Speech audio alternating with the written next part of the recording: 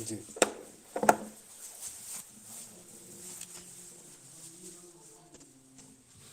नमो नमः।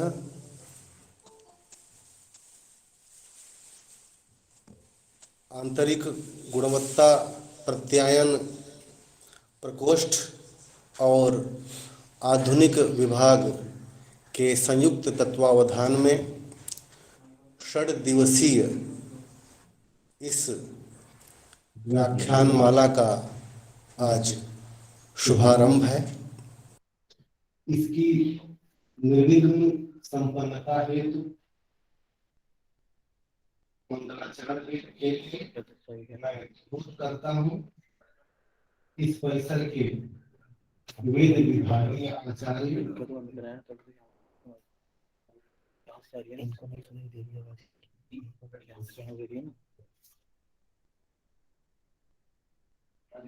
डॉक्टर दीपक शर्मा जी को इतः पूर्वम दीप प्रज्वालनार्थ अहम आह्वयामि नाम कृपया आगत्य प्रज्वलन निदेशक महोदय।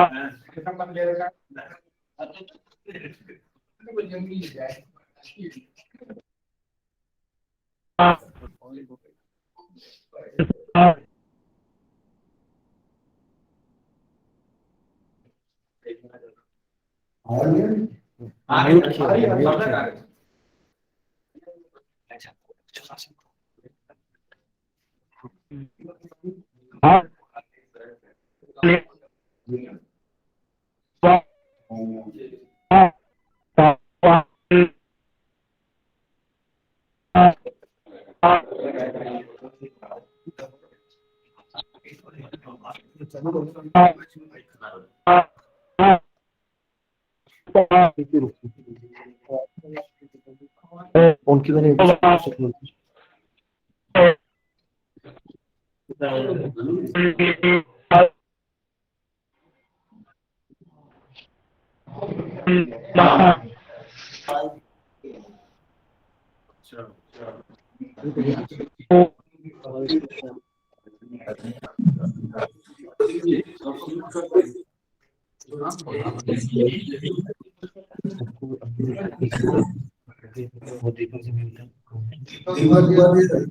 ध्वनि न कृपया नेटवर्क ये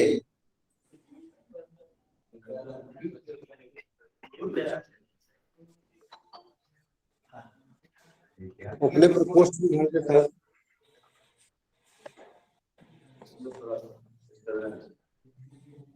वैदिक मंगलाचरण के लिए वेद विभाग के आचार्य डॉक्टर दीपक शर्मा जी को आहूत करता हूँ। कृपया वैदिक मंगलाचरण द्वारा इस कार्यक्रम का शुभारंभ करें।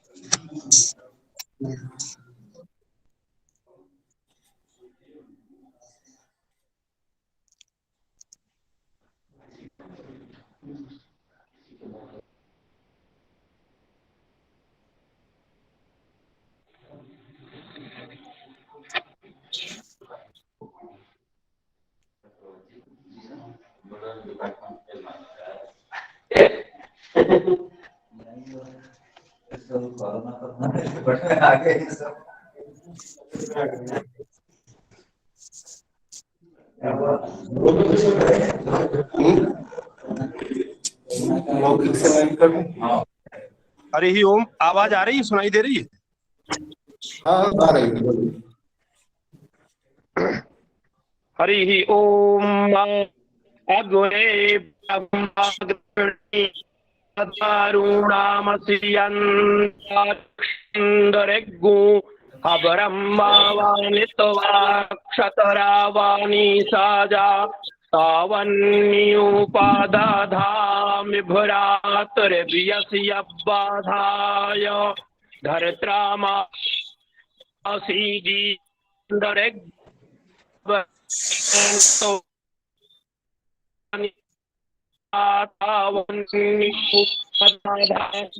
में भरा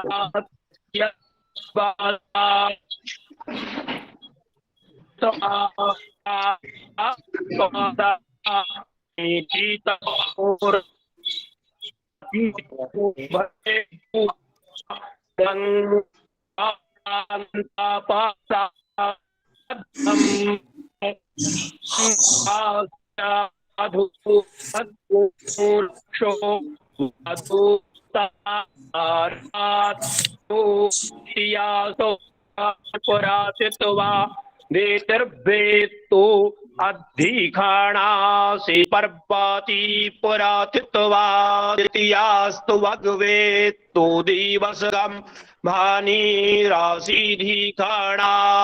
पार्वते पुरातित्वा पर्वती वेत्तो हरिः ओम। बहुत बहुत धन्यवाद। इसके पश्चात मैं लघु मंगलाचरण प्रस्तुत करूंगा। सिंह शशिशेखरा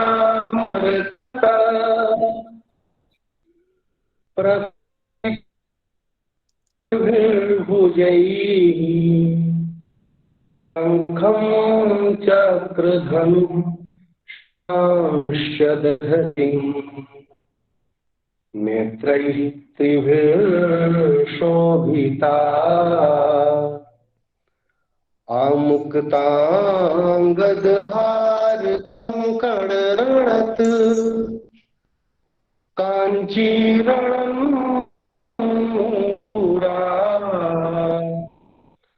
दुर्गा दुर्गतिहारिणी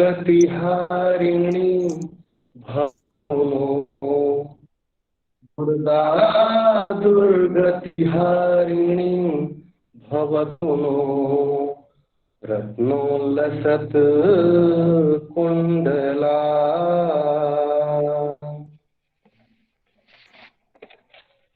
इसके पश्चात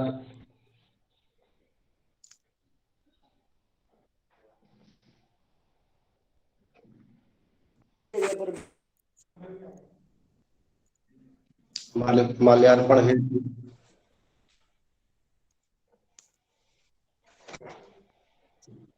निवेदन करता हूं।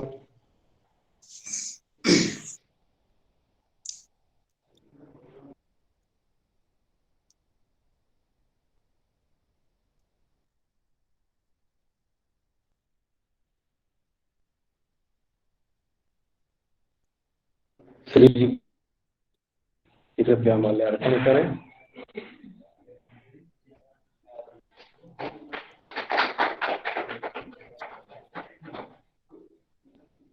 इसके पश्चात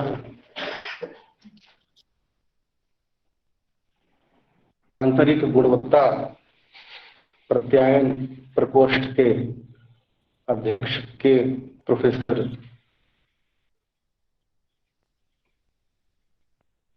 सतीश कपूर महोदय के माल्यार्पण हेतु आहूत करता हूँ ज्योतिष विभाग के अध्यक्ष प्रोफेसर प्रभात महापात्र महोदय को।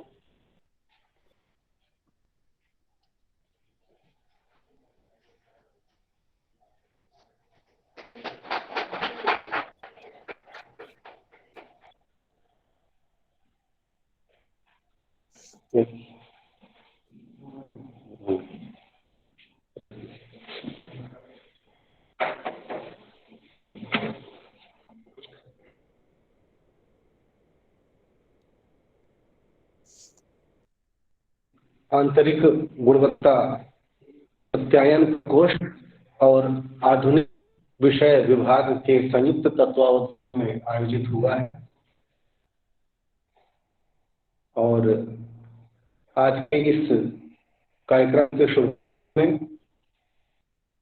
अतिथियों का स्वागत करने हेतु मैं आहूत करता हूं आंतरिक गुणवत्ता सत्यायन प्रकोष्ठ के अध्यक्ष और साहित्य प्रोफेसर सतीश कुमार कपूर महोदय को। कृपया आकर के अतिथियों का स्वागत करें। धन्यवाद।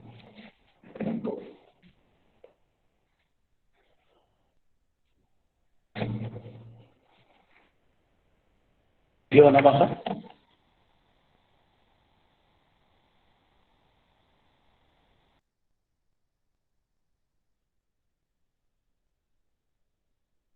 पुष्टिर्गौरी तुष्टिः प्रभाधृतिः एताहि पां सरस्वती। अद्य प्रवर्तितस्य एवमया परिसंदेशवर्याणाम् अध्यये प्रवर्तितस्य कार्यक्रमस्य faculty development program संकाय गुण विकास कार्यक्रम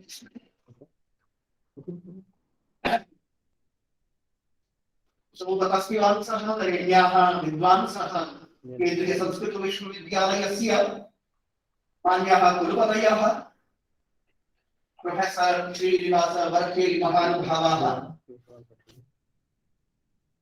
आगच्छन्तु। येषां संकल्पमात्रेण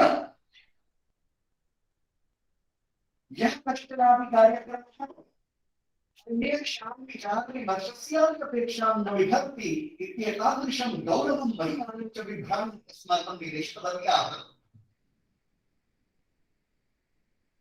तेषामपि स्वागतम् अस्मिन् कार्यक्रमे। अन्ये च निर्विचारं मत्पदवचनैः साक्षात् निदेशकं सततं तोषयितुं प्रवृत्ताः विभागाध्यक्षाः अपरे च सततं परिश्रमशीलाः कृतार्थसमर्पणं दिवसं वा अवकाशे वा अनवकाशे वा सर्वेपि प्राध्यापक बान्धवाः सतीर्थ्याः समेषां कार्यक्रमेऽस्मिन् हार्दिकं स्वागतम् आकरोमि। अपरत्र च स्वयं कार्यक्रमः महत्त्वस्य विषयः अस्माकं निदेशकवर्गस्य आधुनिक विभागाध्यक्षस्य अत्यन्तं माननीय श्री शरत्चन्द्र महोदयस्य च संकल्पनाभिः अद्य साफल्यं भजते। राष्ट्रगणपतिवश्च समन्वयकस्य सत्ता दृश्यते। तादृशस्य सौभाग्यस्य श्रियः तस्य खलु अन्यस्य भाग्यवतः जाग्रति। अन्यच्च कार्यक्रमस्य साफल्यं कल्पयितुं सर्वेषामपि विभागानां प्रतिभागिता प्रतिफलति। तत्र कार्यक्रमेऽस्मिन् विशिष्टं व्याख्यानं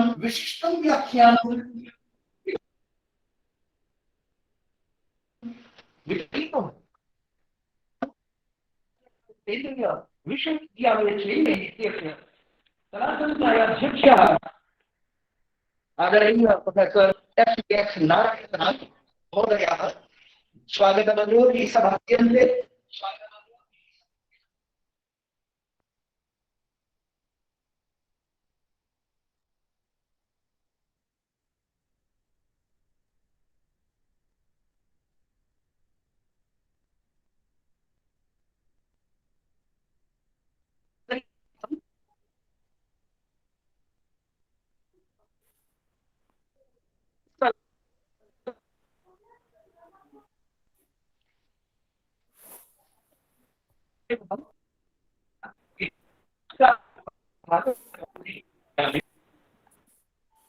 स्वात्मनः उपस्थित्या सर्वाणि अपि कर्माणि सञ्चारयन्तः प्रेरयन्तः अस्माकं माननीय कुलपतिवर्याः प्रोफेसर श्रीनिवास वरखेडी महानुभावः तेषां पुनरपि हृदयस्य अन्तःस्थलात् स्वागतं विधीयते।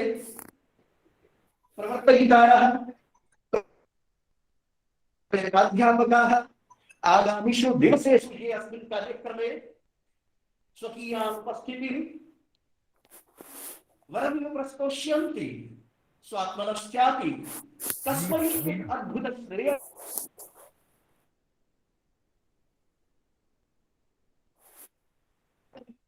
फैकल्टी डेवलपमेंट प्रोग्राम द्वारा ये अस्माकं भाविनः विद्यार्थिनः यतोहि आचार्यः यदि अन्तस्थः सन्तुष्टः संतृप्तः समृद्धाश्च भवन्ति निश्चितमेव छात्राणां विद्यार्थिनां कल्याणाय कल्स्यन्ति। यथा कश्चित् काचित् धेनु यदि दोग्धी वर्तते अन्तः अतीव अत्यन्तं परिपूर्णं दुग्धं वर्तते सा स्वात्मानं रोद्धुं न प्रभवति। यदि दुग्धं वर्तते अवश्यं स्रवति विद्यार्थिनः अस्माकं पुण्यभाजः भवन्ति राष्ट्रस्य श्रेयसे कल्पन्ते। कृतपुण्यविधिकरे पूर्ववर्णिते अस्मिन् कार्यक्रमे पुनरपि अहम् अकिञ्चनः सर्वेषामपि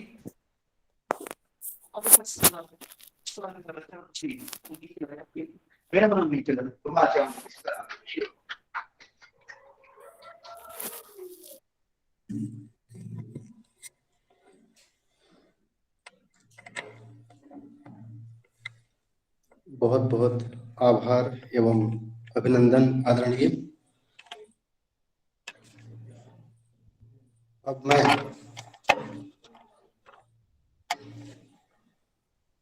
डोगरी विषय के परिसरीय अध्यापक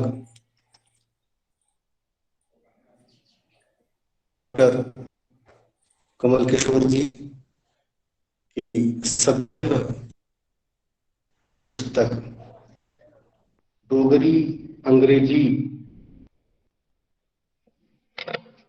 शब्दावली का विमोचन होना है।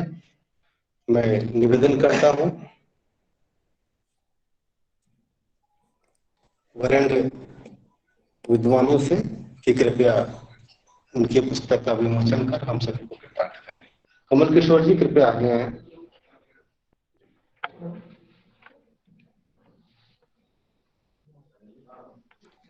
सर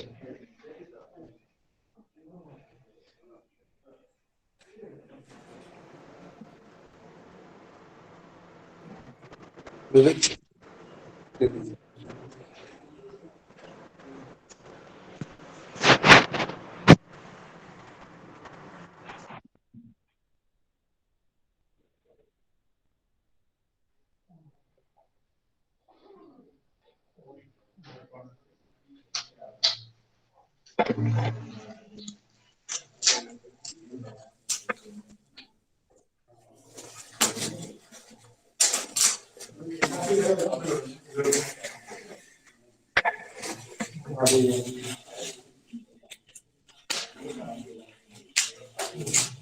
करतल ध्वनि से कृपया अभिनंदन करें।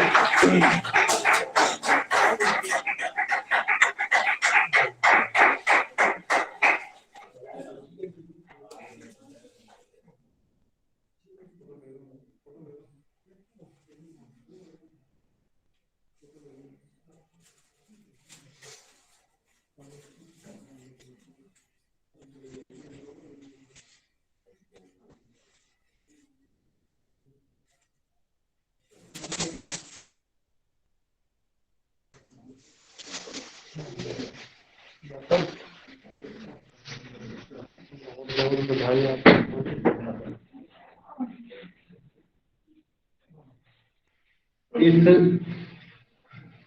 6 दिवसीय आधुनिक विषय विभाग द्वारा आयोजित व्याख्यानमाला कि मानव मूल्य शीर्षक पर आयोजित कार्यक्रम के विषय उपस्थापना के लिए मैं आह्वान करता हूं परिसर के इतिहास अध्यापक श्री प्रदीप कुमार मिश्र जी को। कृपया आए और विषय उपस्थापन करें। धन्यवाद।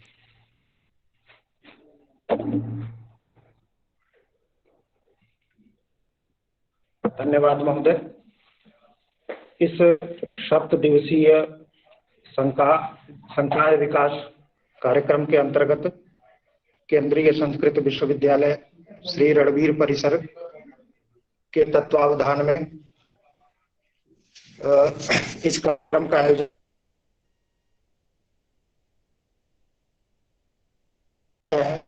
मानव अंतर्गत किया गया है और यह सभी विषयों के उप विषय मानव मूल्य के अंतर्गत। इस विषय के चयन में हमारे आधुनिक विषय विभाग के अध्यक्ष प्रोफेसर शरद शर्मा जी एवं इसी विषय के सहायक आचार्य डॉक्टर योगेंद्र दीक्षित जी का विशेष योगदान रहा है।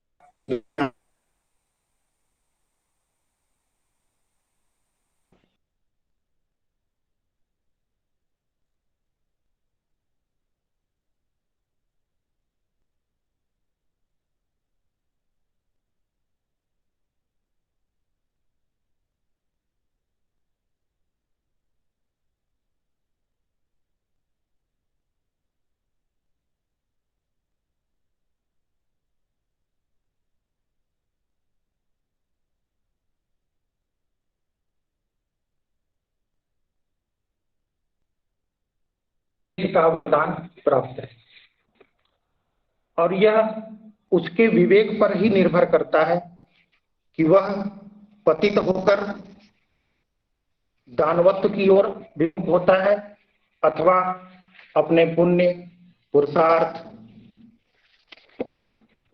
आचरण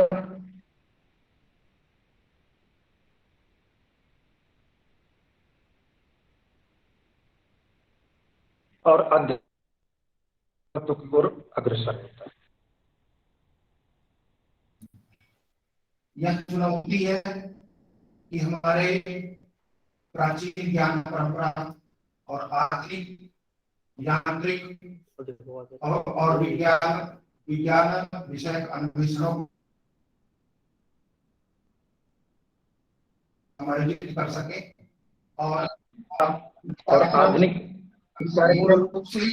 मूल रूप से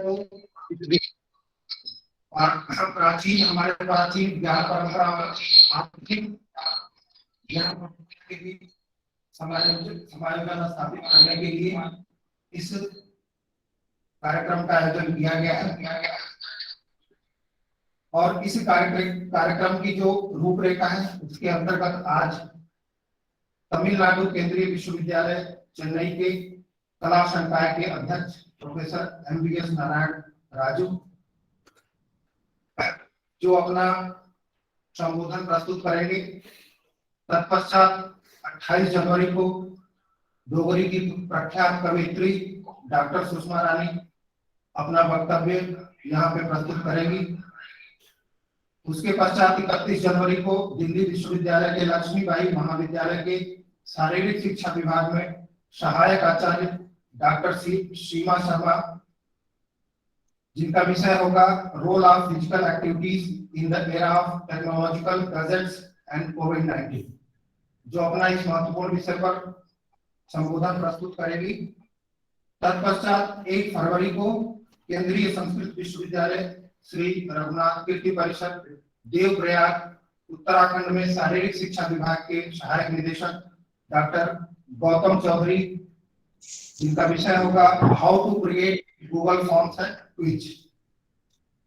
उसके पश्चात 2 फरवरी को वर्धा के महात्मा गांधी अंतरराष्ट्रीय हिंदी विश्वविद्यालय के गांधी एवं शांति अध्ययन विभाग की सहायक आचार्य डॉक्टर चित्रा माली जिनका विषय होगा युवाओं में इतिहास की समझ, यूथ कल्चर एवं सिनेमा, इस विषय पर वह अपना वक्तव्य प्रस्तुत करेंगे।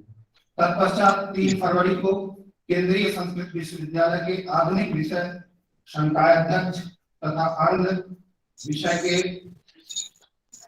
आचार्य प्रोफेसर शरद चंद्र शर्मा, जिनका विषय होगा about eye view of history of English literature, इस विषय पर वह अपना बोधन प्रस्तुत करेंगे।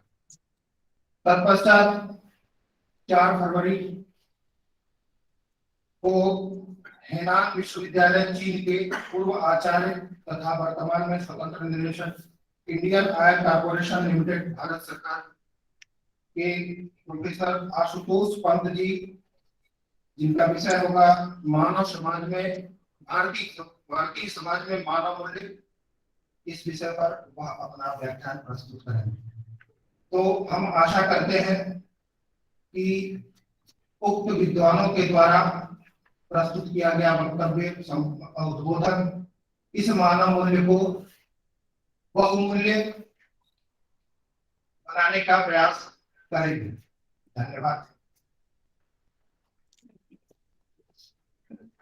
बहुत बहुत धन्यवाद आपको सम्यक से विषय स्थापन के लिए। जो हिंदी विषय का आज व्याख्यान है उसका शीर्षक है व्यक्तित्व निर्माण में मध्ययुगीन कवियों की भूमिका। मध्ययुग में भक्ति काल प्रथम रूप से आता है और उस भक्ति काल में कबीर, सूर और तुलसी का विशेष रूप से नाम आता है। उन ग्रंथों के पढ़ने के पश्चात हम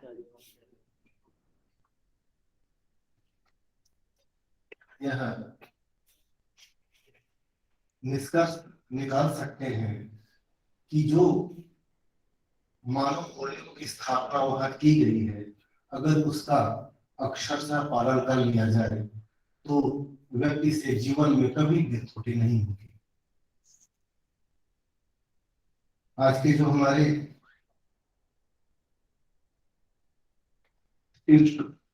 मुख्य वक्ता है तमिलनाडु केंद्रीय विश्वविद्यालय के हिंदी के पूर्व विभागाध्यक्ष तथा वर्तमान में संकायाध्यक्ष हैं प्रोफेसर एस नारायण राजू। इनकी मेरे ऊपर सदा कृपा रहती है और मैं निवेदन करता हूं कि वो अपने वक्तव्य से हम लोगों को अभिसिंचित करें। धन्यवाद। आदरणीय प्रोफेसर एस नारायण राजू महोदय। सबको नमस्कार। ओम श्री वेंकटेशाय नमः। संजय जी, मेरी आवाज आ रही है? हेलो। हाँ, आ रही है सर आवाज। ओके ओके, बिल्कुल। सबसे पहले मैं केंद्रीय संस्कृत विश्वविद्यालय के कुलपति महोदय प्रोफेसर श्रीनिवास भरखेड़ी जी और केंद्रीय संस्कृत विश्वविद्यालय जम्मू परिसर के निदेशक प्रोफेसर मदन मोहन झा जी और केंद्रीय संस्कृत विश्वविद्यालय के डीन और कार्यक्रम के समन्वयक शरद चंद्र शर्मा जी, इस कार्यक्रम के संयोजक डॉक्टर संजय मिश्र जी और इस केंद्रीय संस्कृत विश्वविद्यालय श्री रणवीर परिसर जम्मू के संकाय विकास कार्यक्रम में उपस्थित सभी सदस्यों को मैं नमस्कार करता हूं।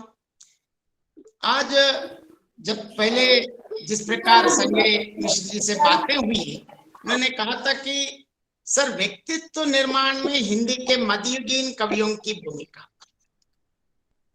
मैं लगभग पिछले 2 वर्षों से, जैसे कोविड महामारी के समय से,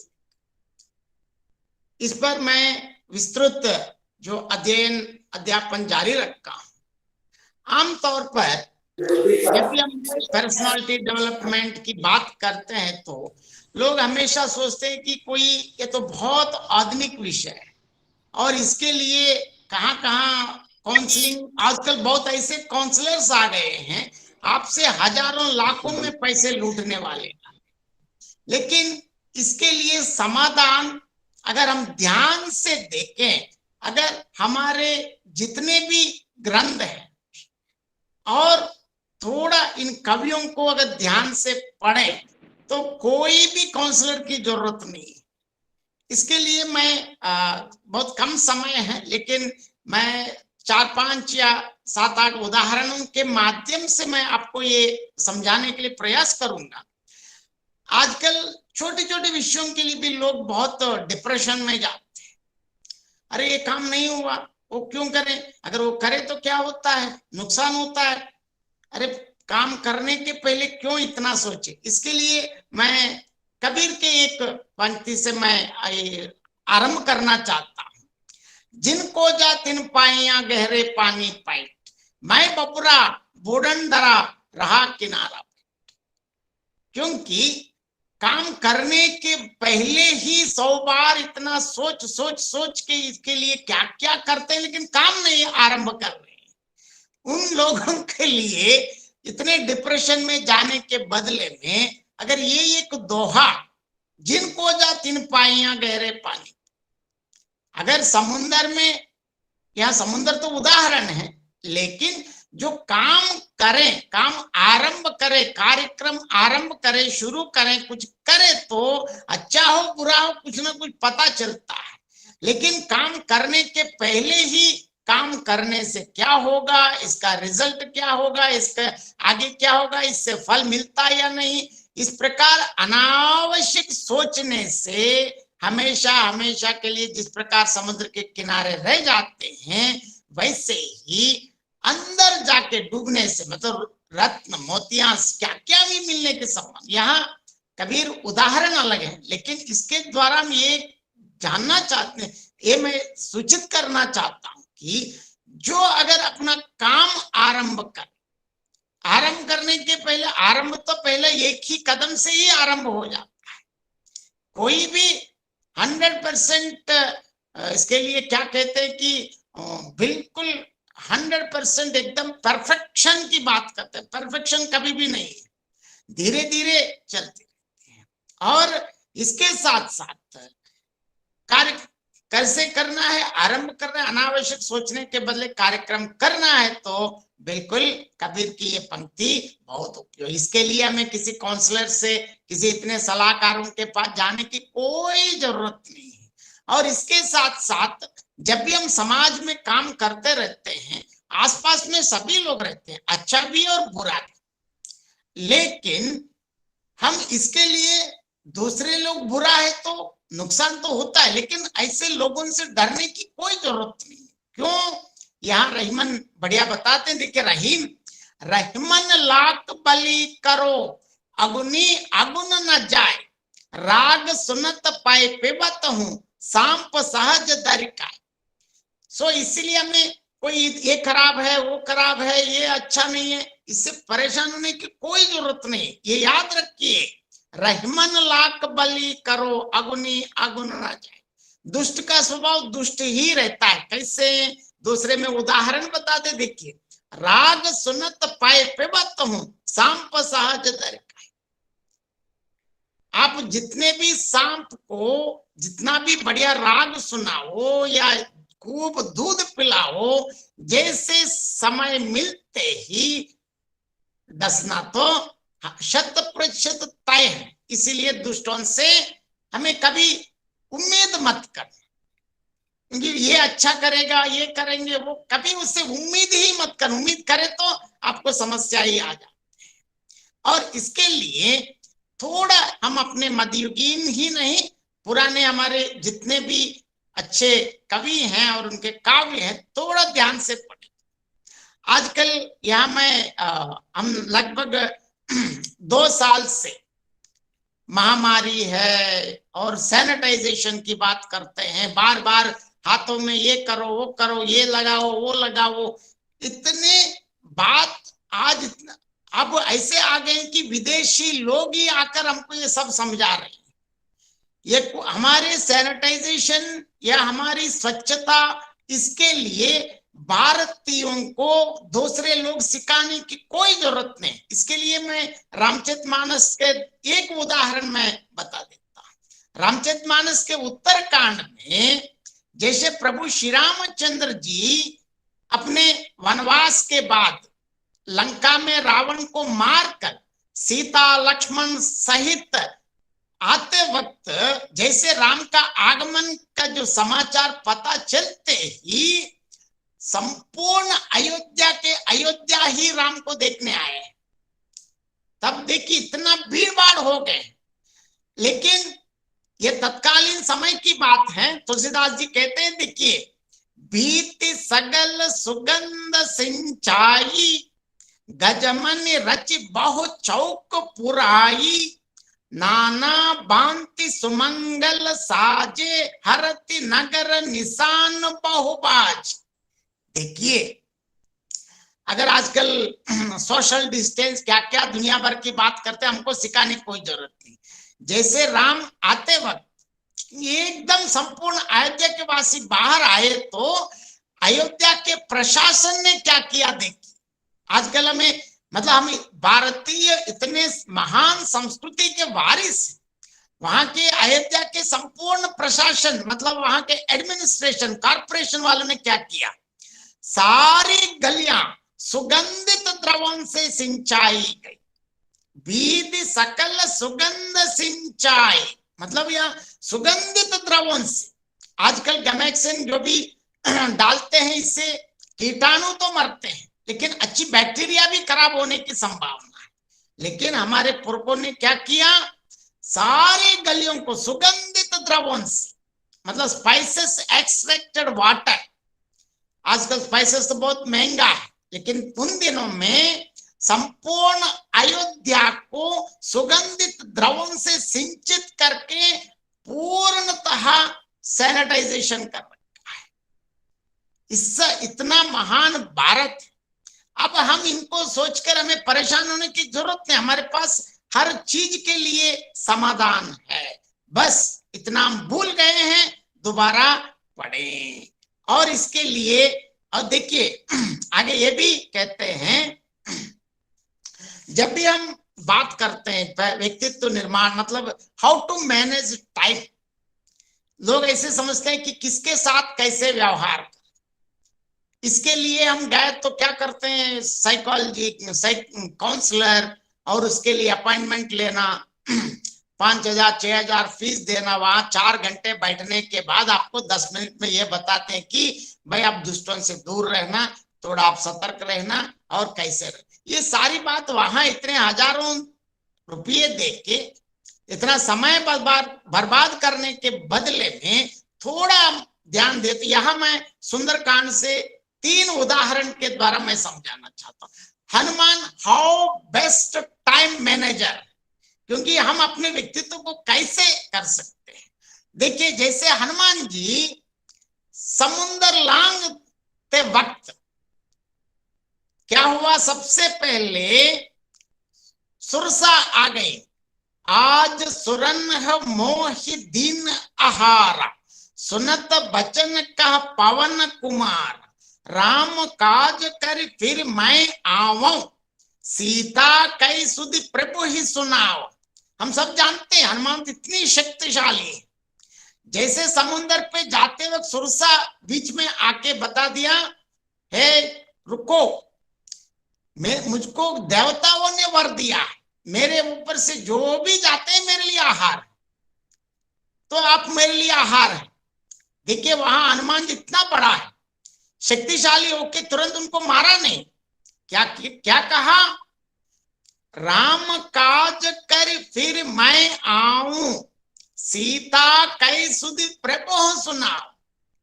उनसे अत्यंत विनम्रता पूर्वक उन्होंने अनुरोध किया, देखिए मैं अभी ऑन ड्यूटी हूं, राम का कार्य पे जा रहा हूं, मतलब राम मैं तो अभी इतने राम कार्य पे जा रहा हूं, सीता का जो समाचार ढूंढ के फिर वापस प्रभु श्री रामचंद्र जी को बताने के बाद मैं जरूर वापस आऊंगा, आपका जो नियम है मैं पालन कर। इतनी विनम्रता पूर्वक उन्होंने बता दिया, लेकिन वो सुना नहीं, नहीं करना है। हनुमान जी क्या किया, ठीक है आप निकलना है तो निकल लो। अब क्या हुआ बाकी कथा हम जानते हैं, क्योंकि वो एकदम जैसे हनुमान जी अपना रूप बढ़ते बढ़ाते बढ़ाते एकदम विस्तार किया, सुरसा भी उसके हिसाब से विस्तार किया। एक पल में हनुमान जी अंगुष्ठ मात्र बनके उनके मुंह में जाकर वापस आए। यहां देखिए इस प्रसंग में हनुमान इतनी बहुत कुशलता पूर्वक अपना कार्य नहीं, क्योंकि मैं शक्तिशाली हूं बोल के उनको मारा नहीं। और इसके बाद क्या हुआ देखिए, जैसे हनुमान जी लंका के किनारे तक पहुंच गए, लेकिन मैं हूं बोल के तुरंत अपने गदा लेके लंका में प्रवेश नहीं किया, क्योंकि वो निशाचरों का राज्य है। देखिए हनुमान इतनी बुद्धिशाली, उन्होंने क्या किया, रात होने तक इंतजार किया। जाते वक्त कैसे गए हैं, अपने विशाल काय के साथ गदा लेके, मैं हनुमान जी आ रहा हूं देख लो बोल के वहां अंदर गए नहीं। कैसे हैं, मसक समान रूप कपिधर लंका ही चले वो सुमिरी नरहर, नाम लंकिनी एक निश्चरे सो कह चले से मोहि निंदार। वहां क्या किया, एकदम मच्छर से भी छोटा बनके जा रहे, लेकिन वहां चीफ सिक्योरिटी ऑफिसर लंकिनी थी। वहां तो 24/7 एंटायर सीसीटीवी के निगरानी में वो करती थी। वहां भी देखिए लंकिनी देखकर पूछा है कौन है भाई, मेरे मुझसे बिना परमिशन लेके जा रहे, मतलब परमिशन लेके तो जा सकते। वहां हनुमान जी ने क्या किया, हे लंकिनी माता मैं नमस्कार करता हूं, मैं राम के कार्य पे जा रहा हूं, ऐसा कुछ नहीं किया। सीधा, क्योंकि वो राक्षसी है, इसीलिए हनुमान जी ने क्या किया, जाने ही नहीं मरम सट मोरा, मोर आहार जह लगी चोरा, मुटिका एक महाकप हानि, रुधिर बमत धरनी धन मानी। यहां देखिए, आओ बेटे तुम। हनुमान जी ने तुरंत उसे एक पल भी व्यर्थ नहीं किया, एक ऐसे घूसा मारा जिससे वो खून की उल्टी करती हुई पृथ्वी पर लुढ़क गई। मैं इसीलिए ये दो उदाहरण और आगे और एक उदाहरण भी बता दूंगा। हनुमान अगर कोई ध्यान से सुंदरकांड पढ़े तो हम समय, संदर्भ और शत्रु की शक्ति के आधार पर हमें काम करना है, क्योंकि हनुमान जी तो हर जगह सबको मार सकता है, लेकिन ऐसा नहीं किया। क्यों, हम भी इनसे ये नहीं सोचना है कि हनुमान जी वहां ये किया वो किया, कथा जैसे सुनने की बात नहीं है। इससे हमें ये बुद्धि, ये ज्ञान लेना चाहिए कि जिनके साथ कैसे व्यवहार करें, इससे हमारी सारी टेंशन अपने आप दूर हो जाती है। और आगे देखिए, इसके और एक अंदर जाने के बाद अलग अलग जगह ढूंढ लिया, जहां स्वस्तिक चिन्ह, तुलसी सब देखने के बाद देखिए हनुमान जी क्या कहा, राम राम ते ही सुमिरन कीन्हा, हृदय हर्ष कपि सज्जन चीन्हा, यही सन हट करहु पहचान, साधु ते हो न कारज। जहां राम नाम का स्मरण लेने वाले यहाँ है, तुलसी माँ की पूजा हो रही है। हम सब जानते हैं तुलसी आजकल महामारी के बाद अब तुलसी के पत्ते का ये पी लो वो पी लो, लेकिन हमारे पुराने समय से ही हर घर में सबसे पहले प्रवेश करते ही तुलसी माँ का ही दर्शन होता, क्योंकि सारे बैड बैक्टीरिया को तुलसी रोकती है। ये बात हम भूल गए, अब हम झेल रहे हैं। हम अब देखिए वहां ये सब देखकर हनुमान जी ने क्या सोचा, यही सन हटी करहु पहचान, साधु ते होई न कारज। हनुमान जी ने विचार किया कि इनसे हट करके अपनी ओर से ही परिचय करूंगा, क्योंकि साधु से कार्य को हानि नहीं हो। जब सज्जन मिलता है हटपुर खुद मित्रता करनी चाहिए। पहले तो दुष्ट मित्रता के बारे में बता दिया अभी रहीम के उदाहरण से, क्योंकि जो दुष्ट तो दुष्ट ही रहता है, तो उससे हमें दूर रहना ही चाहिए। लेकिन जो अच्छे व्यक्ति हैं, इससे मित्रता खुद जाके मित्रता करनी चाहिए। अगर अच्छे लोग, सज्जन लोग मित्र है तो अधिकांश हमारी समस्याएं और अपने आप दूर हो जाते हैं। देखिए, और यहां जिस प्रकार इन 3 सुंदरकांड के उदाहरणों से मैं ये बताना चाहता हूं, ध्यान से अगर हम अपने काव्यों को पढ़ें, इसमें आमतौर पर ये कहते हैं कि कोई तकलीफ आए, कष्ट आए, क्लेश आए तो सुंदरकांड का पाठ करो। लेकिन वो आध्यात्मिक चीज अलग बात, आध्यात्मिक मानते तो व्यक्तिगत चीज है, लेकिन सुंदरकांड को ध्यान से पढ़ने से इसलिए कष्ट दूर हो जाते हैं कि आपको इतनी बुद्धि मिलती है कि हम किस समय पर किस प्रकार किसके साथ कैसे व्यवहार करना, अपने कार्य को कैसे निकालना है। आगे हम सब जानते हैं, जब उनको पकड़कर उनकी पूंछ पर एकदम सारे वस्त्र तो क्या क्या लगा के, जब तक तेल लगाने के बाद जब तक आग नहीं लगाते हैं तब तक हनुमान बिल्कुल चुप बैठते हैं। वहां का दृश्य तुलसीदास बढ़िया वर्णन करते हैं। वहां के छोटे मोटे सारे राक्षस हनुमान जी को ऐसे मारते रहते हैं, उनको ऐसे सोचते हैं कि हनुमान जी से वो खेलेंगे, लेकिन हनुमान जी कोई प्रतिक्रिया व्यक्त नहीं करते, एकदम क्यों बैठ। जब कार्य करना है तो कुछ चीजों को सहना भी पड़ता है। हनुमान जी को क्या जरूरत है, ये राक्षस क्या हनुमान जी के साथ कुछ नहीं टिकता है, नहीं, लेकिन वो बिल्कुल चुप बैठते हैं। पूरा कार्यक्रम होके जब तक आग नहीं लगाया तब तक बिल्कुल तुम्हारी एकदम वो ऐसे बैठे हैं। इसके बाद क्या सर, हुआ? तुम्हारी माँ की, तुम्हारी चूत, तुम्हारी जी।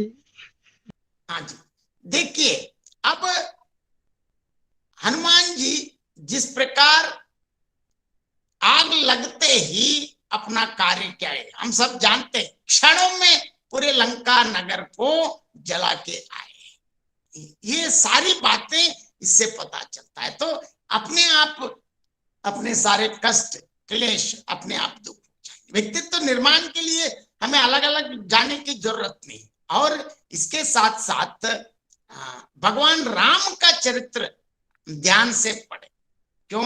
हम एक उदाहरण मैं अयोध्या कांड से एक उदाहरण में देना चाहता हूं। जैसे गुरु वशिष्ठ जी आकर बताते हैं कि हे प्रभु, मतलब वशिष्ठ जी आते हैं राम से कहते हैं, हे श्री राम जी, कल सुबह आपका राज्य तिलक होने जा रहे, मतलब आप युवराज बनने जा रहे। तो तुरंत राम जी ने क्या किया, उनकी प्रतिक्रिया देखिए, याहू करके पूरा रात भर पार्टी नहीं किया। आजकल क्या करते हैं, कल कुछ बनने वाले तो आज ही रात से ही पूरी रात भर पार्टी करते हैं, अगले दिन कुछ हो जाए तो डिप्रेशन में जाके खुदकुशी भी करते हैं। लेकिन राम ने क्या कहा, देखिए, विमल वंश यह अनुचित एक, बंद बिहाई बड़े ही अभिषेक, प्रभु सप्रेम पचतानि सुहाई, हरव भगत मन कली कुटिला। कहते हैं अरे यार, इतना अच्छे रघुकुल में ये नियम कैसे आ गए? क्योंकि हम चारों भाई, हम एक साथ जन्म लिए, एक साथ खेले हैं, एक साथ कनन छेदन हुआ, एक साथ उपनयन हुआ, एक साथ विवाह हुआ, लेकिन बड़े को ही क्यों राज्य देना है? मतलब राम के मन में इतनी राज्य के प्रति कोई ममत्व नहीं। जैसे अगले दिन बता दिया कि भाई आप अब राज्याभिषेक नहीं है, सीधा जंगल जाना है। हम सब इतिहास देखते हैं, अपने भाइयों को मारकर, पिता को मारकर, पिता को जेल में रख के, भाइयों को मारकर जो अपना अपना राज्य बन के बाद में बड़े बड़े राजा बन गए हो। लेकिन राम ने ऐसा नहीं किया। क्या किया? एकदम जैसे पिता के आज्ञा मानते ही सीधा वनवास के लिए गए और उनको धन्यवाद बता दिया। इसका मतलब हमें हर चीज के प्रति जो कार्यक्रम मिले तो ठीक, ना भी मिले तभी उतने ही रहना है। ये सारी चीज हम सीख सकते हैं।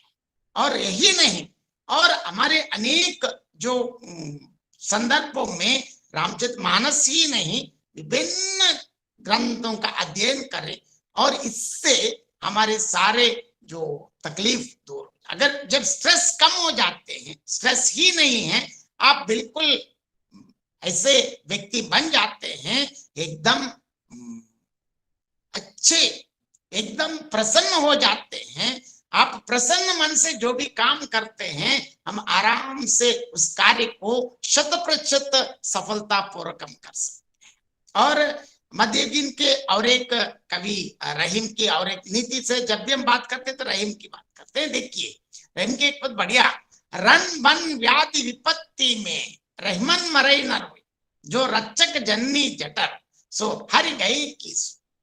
यहाँ भगवान पर विश्वास, जो भी भगवान, आप जो जिनको चाहते हो भगवान, लेकिन रन बन व्याधि विपत्ति, युद्ध में या जंगल में अकेले हो गए हैं, या बीमारी के समय में, या कोई तकलीफ के समय, रोने की कोई जरूरत नहीं है।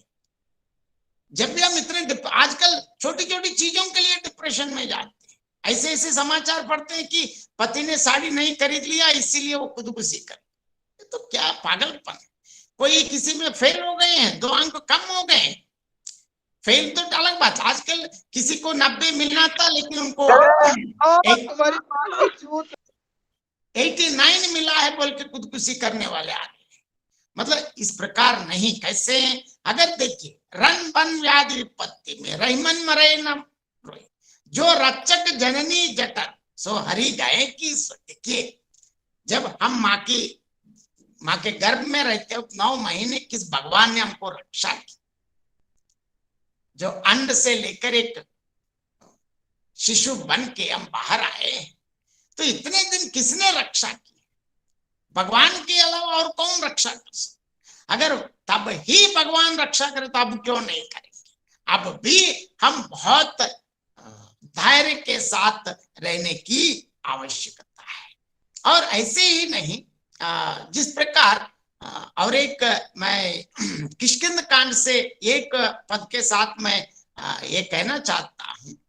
राम से लक्ष्मण पूछते हैं, भाई बार बार ये भक्ति माया इस प्रकार, उसको मुझको इतने विस्तार से मत समझाना, मुझको संक्षेप में बता दीजिए, सारांश बता दीजिए।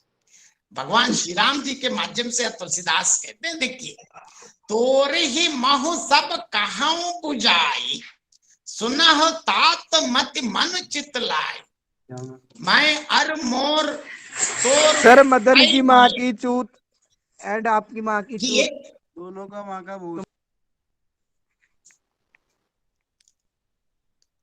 मैं अर मोर तोर तय माया, जे ही बस किन्हे जीव निकाया। देखिए यहाँ लक्ष्मण पूछ रहे हैं, पूछे तो भगवान बता रहे, मैं आपको संक्षेप में बताता हूं, सुनो क्या है। मैं अरु मोर तोर तय माया, मैं और मेरा, तू और तेरा, इसको अगर आप समझ लिए तो बाकी सारी समस्याएं अपने आप हो जाती। यहाँ आध्यात्मिक की बात नहीं है। अधिकांश चीजों में इसीलिए हम डिप्रेशन में जाते हैं या अनावश्यक दुश्मनी लेते हैं। हर चीज में मैं, मेरा या तू, तेरा। अगर इस चीज को, हर चीज में अगर भगवान को देख सकते हैं, हर व्यक्ति में, हर प्राणी में, जब इस संपूर्ण विश्व में जब हम भगवान को देखते हैं तो अधिकांश समस्याएं अपने आप समाप्त हो जाती हैं। इस प्रकार और विस्तार से मुझको तो समय इतना ही दिया, इस समय के हिसाब से मैं ध्यान में रखकर कभी जरूर समय मिले तो और भी तुलसीदास के और अनेक उदाहरणों के माध्यम से व्यक्तित्व विकास के बारे में हम जरूर चर्चा करेंगे। और भी आज देखना चाहे तो professor SVSS Narayan Raju YouTube channel है। यूट्यूब चैनल में आप ये सारी चीज आप कभी भी देख सकते हैं। और मैंने अभी तक कोशिश किया है कि व्यक्तित्व निर्माण में मध्ययुगीन कवियों की, मतलब चाहे रहीम हो, कबीर हो, तुलसी हो, सूरदास, मतलब अधिकांश संदर्भों में वो दिखते हैं आध्यात्मिक जैसे, लेकिन आध्यात्मिक मतलब अलग कुछ नहीं है, हमारे व्यक्तित्व निर्माण के लिए ही ये सब। जब व्यक्ति सुधर जाता है, संपूर्ण समाज अपने आप सुधर जाती है। ये इसीलिए जो तुलसीदास की संपूर्ण रामचरितमानस का मूल उद्देश्य वही, एक आदर्श पुत्र, आदर्श पति, पत्नी, क्या नहीं, मतलब राजा तक सब आदर्श पात्र से किया है कि हमारे व्यक्तित्व निर्माण, मतलब व्यक्तित्व को सही तरह एकदम ठीक करने के लिए ही इन कवियों की रचनाओं को थोड़ा विस्तार से अध्ययन करके, थोड़ा ध्यान से अगर हम अध्ययन करें तो बहुत चीज इसमें उपलब्ध है। इन चीजों आगे और भी कभी समय मिले तो और विस्तार से जरूर चर्चा करूंगा। और इस प्रकार आपके साथ, इतने लोगों के साथ मैं अपने जो मैंने अध्ययन किया, इन चीजों को आपके साथ साझा करने के लिए जो ये मौका दिया है, इस सुअवसर के लिए मैं केंद्रीय संस्कृत विश्वविद्यालय जम्मू परिसर के सारे पदाधिकारीगण और खासकर डॉक्टर संजय मिश्र जी को भी और अन्य पदाधिकारियों को भी मैं धन्यवाद अदा करता हूं। बहुत बहुत धन्यवाद।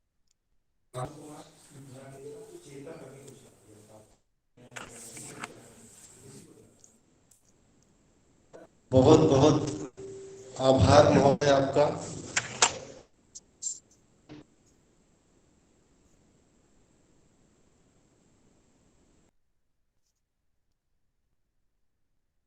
ये बहुत ही महत्वपूर्ण और लाभदायी है।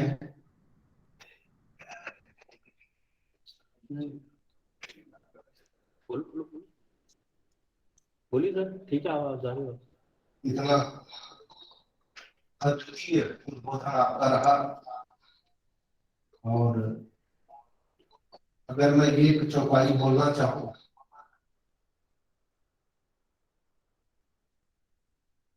कि जब वन गमन के समय श्री रामचंद्र जी माता कौशल्या के पास आते हैं और वो उनसे अनुमति मांगते हैं, तो वो यही कहती हैं कि जो केवल पित आय सुताता तब जन जाप जानी बड़ी माता। अगर केवल पिता की आज्ञा है कि बन जाओ, तो हमारे शास्त्र के अनुसार माता बड़ी होती है। मैं आज्ञा देती हूँ कि आपको वन नहीं जाना है, लेकिन जो पितुमार्ग कहल वन जाना तब कारण सत अवध समाना। लेकिन अगर माता पिता दोनों की सम्मति है, दोनों का आदेश है, तब आपके लिए जो जंगल है वो सैकड़ों अयोध्या के समान है। ऐसी हजारों बातें मध्ययुगीन हिंदी साहित्य में है, जिसको हम आत्मसात करके मानव मूल्यों को अक्षुण्ण बनाए रख सकते हैं, जीवंत बनाए रख सकते हैं। तो इस कार्यक्रम को मैं आगे बढ़ाते हुए इस कार्यक्रम के अध्यक्ष हमारे केंद्रीय संस्कृत विश्वविद्यालय श्री रणवीर परिसर के यशस्वी निदेशक प्रोफेसर मदन मोहन झा जी को आह्वान करता हूं। अच्छी उद्बोधन से हम सभी को कृतज्ञता करें। धन्यवाद। सभी को नमस्कार करता हूं। ये बहुत ही अभिनव समय है। हमारे माननीय कुलपति जी इसी कार्य में व्यस्त होने के कारण शायद नहीं जुड़ पा रहे हैं। फिर भी यह कार्यक्रम तो प्राय एक सप्ताहात्मक है। किसी न किसी दिन कुलपति जी से निवेदन अवश्य करूंगा कि वो जुड़ें और हमारे इस कार्य को प्रोत्साहित करें। किस दिन भी समय मिला वो जुड़ के हमारे इस जो कार्यक्रम है, यह वस्तुतः यह कार्यक्रम ये एक सप्ताह का नहीं है, हमारे यहाँ प्रायः 6 विभाग 7 विभाग है। शिक्षा शास्त्र, आधुनिक साहित्य, वेद, दर्शन, कश्मीर शैव दर्शन, व्याकरण इत्यादि। तो हम ही सभी विभागाध्यक्षों एवं अध्यापकों के का विचार हुआ था कि सभी विभाग में फैकल्टी डेवलपमेंट प्रोग्राम आयोजित किया जाए। इससे पहले भी हम जैसा कि हमारे विभाग वाले भी सभी जानते हैं कि प्रति सप्ताह हम एक दिन गुरुवार के दिन निश्चित है, निर्धारित है हमारे यहाँ, जो एक कोई टीचर अपना व्याख्यान स्मार्ट क्लास में स्मार्ट बोर्ड के सहयोग से करते हैं और सारे अध्यापक उसमें उपस्थित रहते हैं, सुनते हैं। अगले के गुरुवार को किसी और का होता है। तो इस तरह फैकल्टी डेवलपमेंट ऐसे ही होता है और हम एक सुसंगठित रूप से फैकल्टी डेवलपमेंट के लिए ये कार्यक्रम का आयोजन किए। इसलिए सभी विभागों का होना है। आरंभ हम आधुनिक विभाग से किए हैं। ये आधुनिक विभाग के जो हमारे अध्यक्ष हैं शरद जी, इनको मैं बहुत बहुत धन्यवाद देता हूँ, बहुत बहुत शुभकामना देता हूँ कि इन्हीं के विभाग से यह कार्यक्रम का शुरुआत हुआ। और संयोग ही ऐसा था जो हमारे कुलपति जी नहीं जुड़ पाए आज किसी आवश्यक कार्य से। तो मैं इस पर हम अपने आधुनिक विषय विभाग के जो अध्यक्ष है वो संपूर्ण हमारे मुख्यालय के केंद्रीय संस्कृत विश्वविद्यालय के संकायाध्यक्ष भी हैं आधुनिक विभाग के, मैं उनको बहुत बहुत बधाई देता हूँ, शुभकामना देता हूँ। आज मुख्य रूप से यह जितने भी कार्यक्रम है हमारे IQAC है, हमारा IQAC सेल है हमारे परिसर में, उनके संयोजक हमारे आचार्य प्रोफेसर सतीश कपूर जी हैं और उन्हीं के संयोजकत्व में सब कुछ हो रहा है। हम लोग भी अगर कुछ कर लेते हैं तो कर लेते हैं, लेकिन नाम तो उन्हीं का देते हैं कि उन्होंने ही आयोजित किया है। और पिछले दिनों सेमिनार वेबिनार भी हुआ, उन सब के भी आयोजक हम तो IQAC सेल के जो हमारे संयोजक हैं आचार्य कपूर जी, उन्हीं को मानता हूँ। और यह कार्यक्रम भी उन्हीं के संरक्षकत्व में, उन्हीं के देख रेख में, उन्हीं के संयोजकत्व में चल रहा है। मैं उनको भी, कपूर सर को भी बहुत बहुत बधाई देता हूँ। आज बहुत ही अच्छा शुभारंभ हुआ। शुभारंभ इसलिए कि एक तो ये हमारे साथ मुख्य वक्ता के रूप में, मुख्य विषय विशेषज्ञ के रूप में हमारे जो ये SS राजू सर हैं, नारायण राजू सर, वो तमिलनाडु से हैं।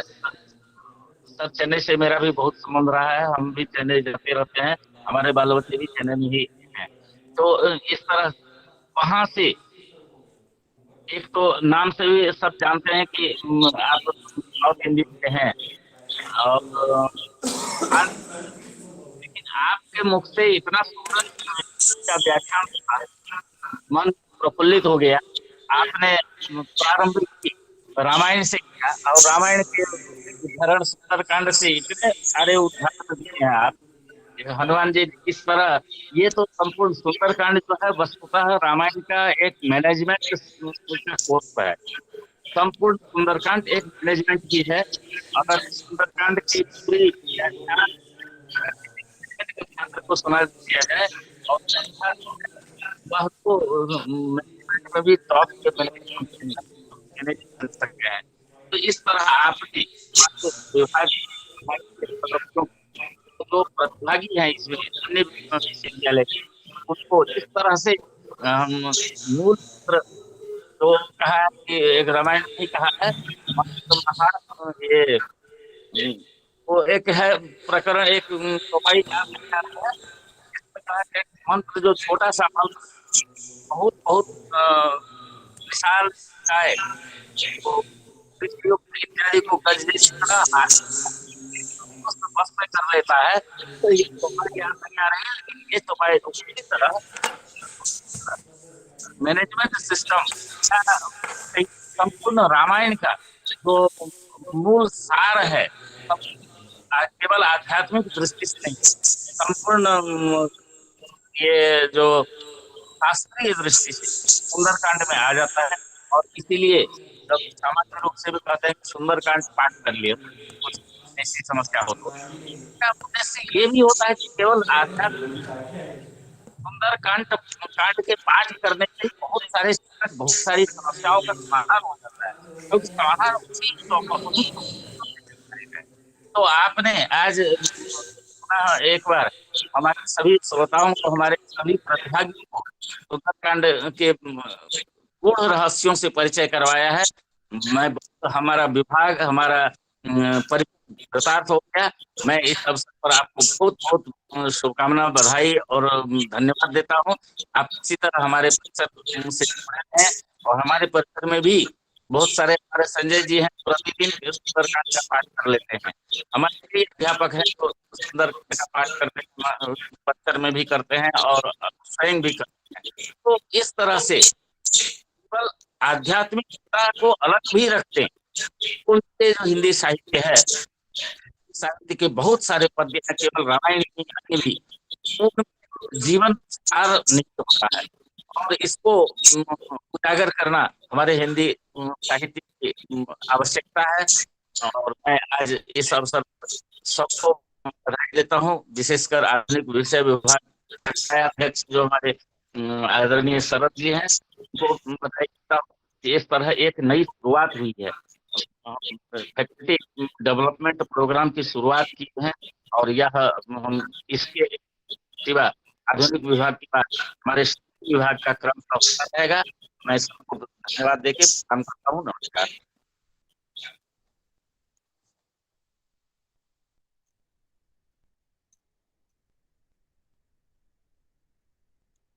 दर्शक महोदय,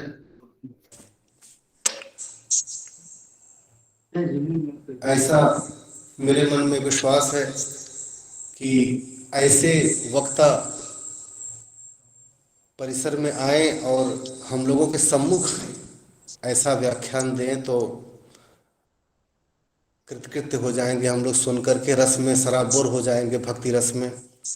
तो मैं निवेदन करूंगा निदेशक महोदय से कि आज के मुख्य वक्ता महोदय को निकट भविष्य में निश्चित रूप से हम लोग अपने यहाँ ससम्मान बुलाएंगे और उनके सुंदर व्याख्यान से हम लोग आनंदित होंगे। और अब मैं इसी कड़ी में धन्यवाद प्रदान करने हेतु आधुनिक विषय संकाय के अध्यक्ष और विभागाध्यक्ष केंद्रीय संस्कृत विश्वविद्यालय श्री रणवीर परिसर के प्रोफेसर शरद चंद्र शर्मा महोदय को आहूत करता हूं कि कृपया आएं और धन्यवाद ज्ञापन द्वारा हम सभी को कृतार्थ करें तथा अतिथि वृंद को धन्यवाद ज्ञापन द्वारा उनकी कृतज्ञता ज्ञापन करें। धन्यवाद। बहुत बहुत धन्यवाद संजय जी।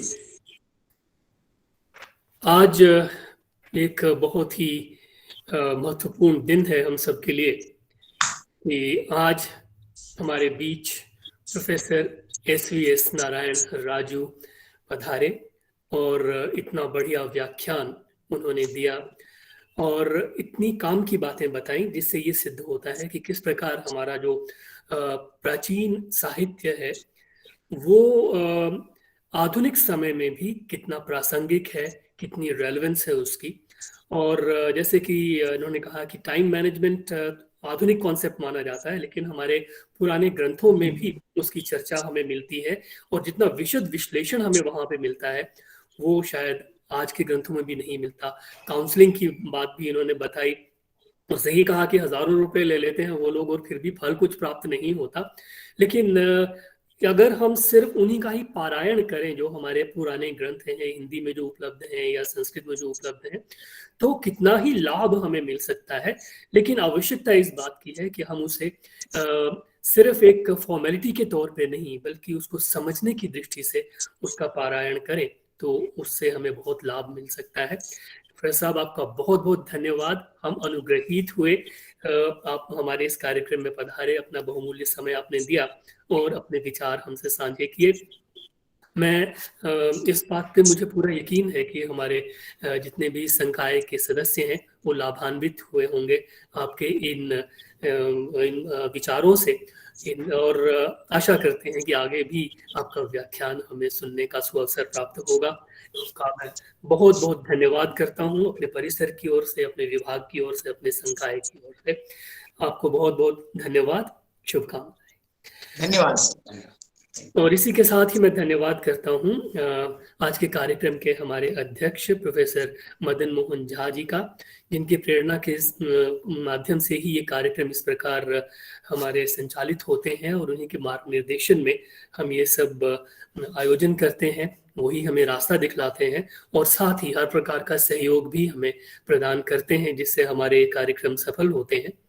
मैं धन्यवाद करता हूँ हमारे वेद विभाग अध्यक्ष प्रोफेसर मनोज कुमार मिश्र जी का, ज्योतिष विभाग अध्यक्ष प्रोफेसर प्रभात कुमार महापात्र जी का, और साथ ही प्रोफेसर सतीश कुमार कपूर जी का भी, जो कोऑर्डिनेटर हैं IQAC सेल हमारे परिसर के, और साथ ही साहित्य विभाग के अध्यक्ष हैं। और अन्य हमारे जितने भी सहयोगी हैं उन सभी का भी धन्यवाद करता हूं।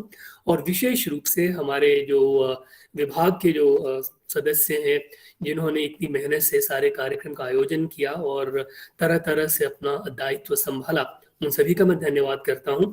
और साथ ही धन्यवाद करता हूं लगभग 111 के करीब जो लोग हमारे साथ जुड़ पाए आज, और जिन्होंने आज के हमारे इस कार्यक्रम को सफल बनाने में बहुत ही महत्व दिया है, उन सब का मैं धन्यवाद करता हूं।